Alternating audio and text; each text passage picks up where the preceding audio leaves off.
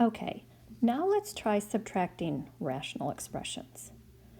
For the first 4 steps, we're going to do the exact same thing that we did when we were adding rational expressions. So the first thing we're going to do is factor each denominator. So in the left-hand fraction, I see a GCF of 5. I'll take that out. It leaves me with x squared minus 25.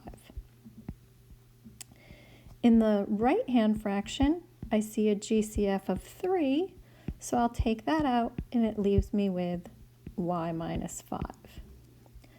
I notice now that there's still factoring to be done in that first fraction. So I'm going back and factoring y squared minus 25 using difference of squares to y plus 5 and y minus 5. And the right-hand fraction is factored as far as it can be. The second step is to determine our least common denominator. If I want to leave it in terms of everything that's there, I have 3 times 5 times y plus 5 times y minus 5. When we go back to simplify later, we'll want to call that 15 y plus 5 and y minus 5.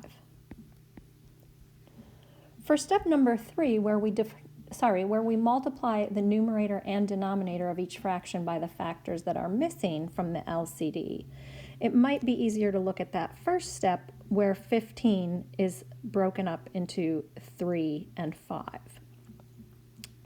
So on the left-hand fraction, that still needs to be multiplied in both the numerator and the denominator by 3.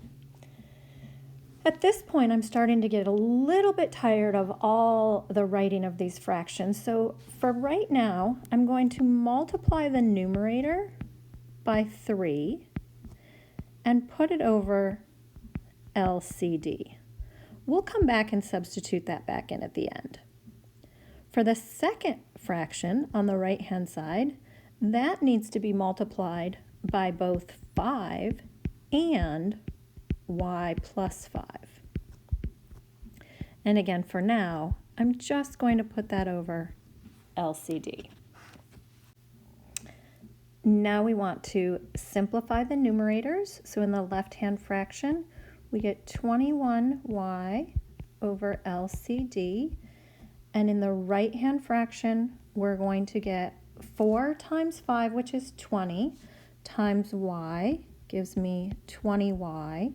And 4 times 5 is 20, times 5 is plus 100 over LCD.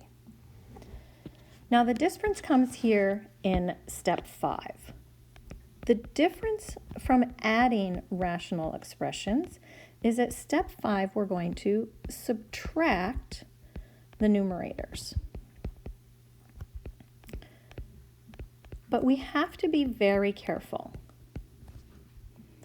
When we subtract rational expressions, we need to make sure that we use parentheses because we may end up subtracting off more than one term, and we want to make sure that the negative sign gets distributed.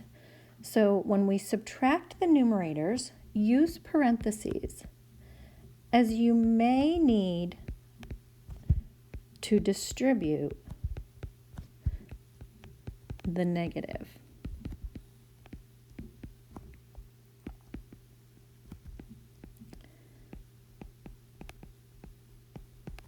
So now when we go to our next step, where we're going to actually subtract the numerators, we'll have 21y minus, in parentheses, 20y plus 100. And again, still over our least common denominator. When I distribute that negative to combine like terms, I'll have 21y minus 20y that leaves me with y, and the positive 100 becomes negative 100 when that negative sign gets distributed. And at this point, I will substitute back in the entire least common denominator so that I can stop for a minute and determine what the restrictions on this problem would be. In this case, guess we're using y. Y cannot be plus or minus 5. And then don't forget that part of step 6 is to make sure that the numerator is not able to be factored any further, and in this case it is not. So here we are done. If you want to try the next one on your own, pause the video for a minute and give it a shot, and then come back to see how you did. If you think you need another example, we're going to follow the same steps as before. The first step is to factor the denominators. And in the left-hand fraction, I see a greatest common factor of 3, which leaves me with x squared minus 3x plus 2.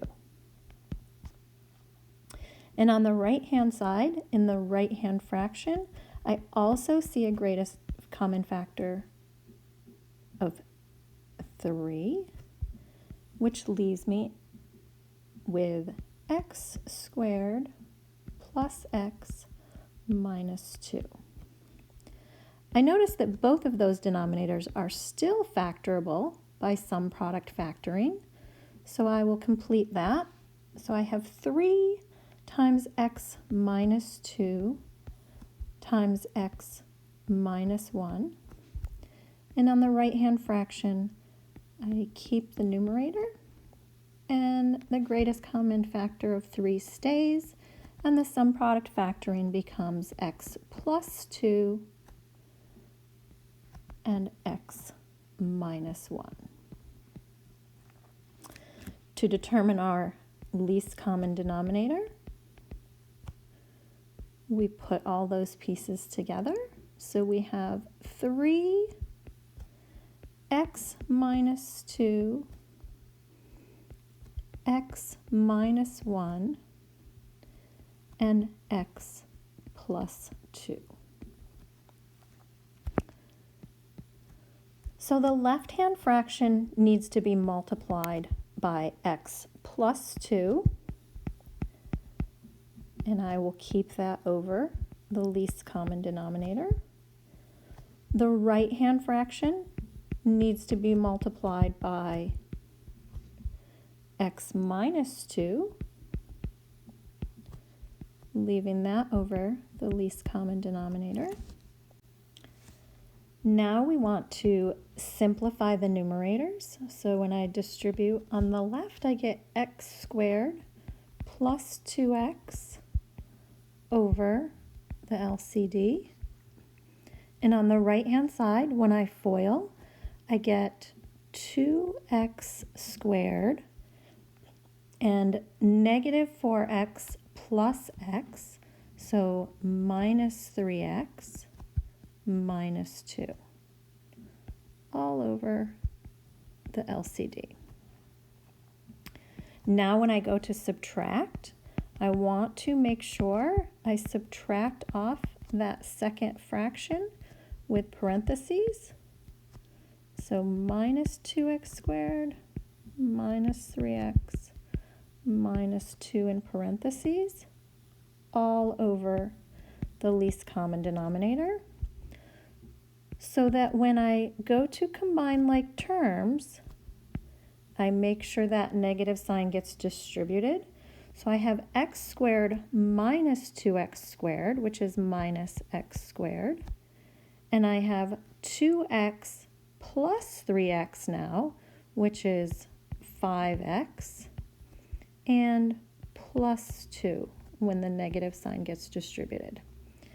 And now I will put back in the whole least common denominator, so that I can determine the restrictions on this problem. I can see now that the restrictions would be x cannot equal plus or minus 2 or positive 1. And that final step of looking to see if the numerator is still factorable so that I can factor and simplify. But again, in this case, this problem is done. I hope that this was helpful, and after watching the examples of adding and subtracting rational expressions, you'll be able to move on now to the class practice and try a few problems on your own.